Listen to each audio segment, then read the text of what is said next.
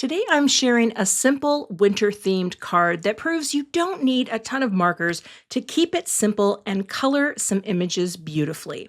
To see this card project come together, plus a few ways you can step it up, stick around. That video is coming up next. So here's a look at the products I'm using today. I have this charming little set from Gina K Designs, and I have cut out the die shapes first. The reason I'm doing this is I've made templates, and this is such a great thing to do if you don't want to mess up your cutting after you color. Cut first, then color, and make some backups. So that's what I'm doing. I'm doing templates more and more because I tend to mess up the cutting sometimes.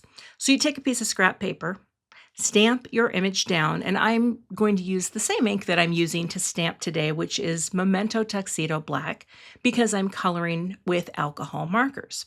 So you just need your image, and then you take the negative piece from where you die cut, frame it out, and tape it in so you can see a perfect outline all the way around the image.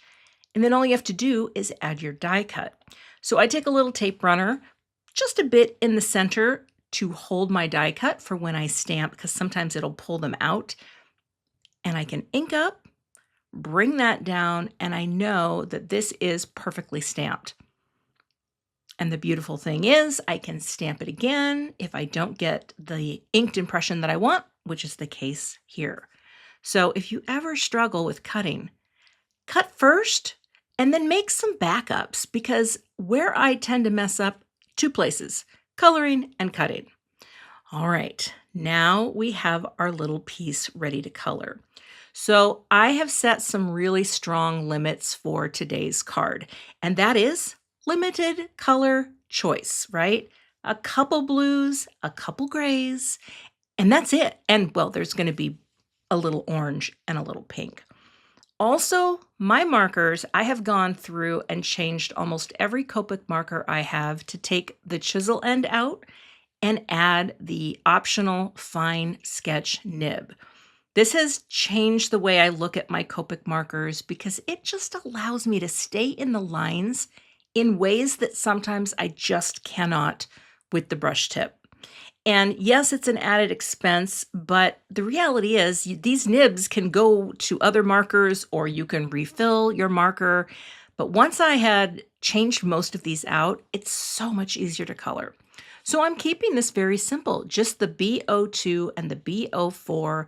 These are colors that blend together beautifully. They don't take a lot of skill. And I recently did a video where I tried out Olo markers. And now as I'm coloring these, I kind of realize I think Copic is more for me because of the ability to have these nibs. Now I heard it's coming to Olo, but I just feel better with my Copics in hand. So I'm keeping it very simple. Adding a little toner gray. This is a bit cooler of a color. And then we're going to fill in a few details, and that's it. And the thing is, you don't have to have every little guy colored something different, right? You can repeat. Repetition is great. It creates this uniform, monochromatic, finished piece, and it's going to look great. So I'm going to color the others exactly the same. I stamped this greeting off camera and embossed in silver, and I cut an extra die cut layer and glued it behind just to give it a little heft. And I put thin foam squares on the back of everything just to give it a little lift off of the card base. However, today I want to add just a little extra to this card. So I picked this stamp set, and this is a new set from Gina, but the thing in this that I love the most, that pattern's awesome, but it's this snow thing, this spatter pattern. This guy right here, this is just a fantastic stamp. And it's so funny how a little stamp might make you think, wait, what does that do? Well, it adds a random pattern of snow to your background or spatter. This was a stamp set from a class Gina taught at a recent Crop and Create event. So if you were at that event, you have this stamp. But I did not get that box like all of the attendees. So I was so excited to actually finally get my hands on it, because all I'm doing is just going to free range stamp right with a block a little random snow pattern behind the snowman. And the thing is, this is a really good color match. The blue sky is beautiful. Again, kind of reinforcing that monochromatic theme of color. Simplify, right? Another thing that could be cute is you could take some blue cardstock and do these with embossing powder and emboss in white. But I just wanted to keep it a little simple and have some basic stamping on the front of the card. Isn't that cute how it frames them out? Now all I have to do is add the elements to the card. I chose to use thin foam squares because they don't pop up quite as much, a little easier to mail. And I always like to put a little dabble of Connect glue onto my foam squares just for that little bit of wiggle room before I press them into place. I have the same depth on all the pieces, so I will repeat the process of adding a little glue and popping it down. Once it dries, it adheres with a lot of strength, so it's not going to come off, but I love that you can wiggle it just a little bit before you press because of that liquid glue. I just wanted to double check the sending and winter hugs to make sure they were straight, and that looks great.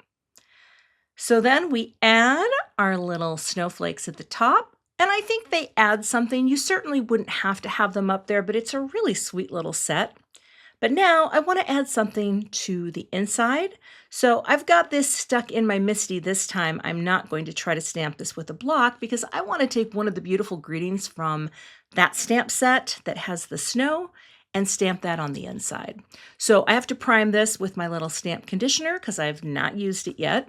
And they always have a little coating on them, but you can always do that with your hand too, just to kind of get them primed and ready. And I'll stamp this in the blue sky, but I'm going to stamp it twice because it is such a pale color and the stamp is brand new. But I think this is such a pretty color to repeat on the inside as well. And it has that nice callback to the snow and the blue on the front.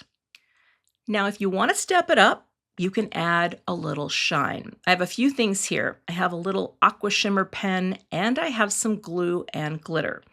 Glitter's great, but if you're a little leery of trying this out, get yourself this pen. This is the Aqua Shimmer pen from Tonic. The color is Glitter Gloss. It is by far my favorite pen. I have been using this for about 4 or 5 years and it has not run out. I don't put a glittery gloss on everything, but it is a simple way to just step it up a bit. It doesn't get all over everything. I mean, it does come off a little if you touch it, but look at the shine. It just adds a little element of surprise. And I decided, you know what? I'm going for the scarves too. Why not? You know, when in Rome, glitter it up. I think the Romans would have appreciated this. Now check out the shine on the scarves. It's so pretty. Oh, okay. I'm very happy I did that. Okay, let's do a quick design review. I'm bringing in my overlay acetate here, and this is something that you can download the PDF and print onto acetate. Just add some cardstock to the top or bottom. I have a link in my YouTube description under CZ Extras. So getting this lined up, you can kind of see this is a very center-weighted design, right? We have our snow friends right smack dab in the middle. And then the greeting is sunk down. So really the bottom 2/3 are where most of the things reside. And yet there is a little that goes up top as well. The distance between the top snowflake and the very bottom of the Y is about the same, but this feels very unified, very put together. And I think if I would have dropped that greeting down any further, it would not have felt as cohesive.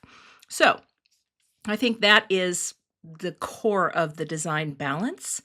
Now here we have our repeating colors. We have our monochromes, right? Our blues, the blue snow in the background that ties everything together. And, you know, limited markers, right? There they are. I did not use a ton, and I cannot stress how nice that is to not have to worry about too many things. The shine repeats, right? Both in the sterling embossing powder and the glitter gloss, and it really ties everything together beautifully. You can find links to all of the products I used in today's video in the YouTube description box. I'll also have a blog post with photos and more details. If you're not a subscriber to my channel, I'd love to have you, so please hit that subscribe button and be sure to hit the notification bell so that you don't miss the next time I post a video. If you like simple Copic coloring, check out the video I have linked right here, and I will see you in that clip. Thanks so much for watching and have a great day.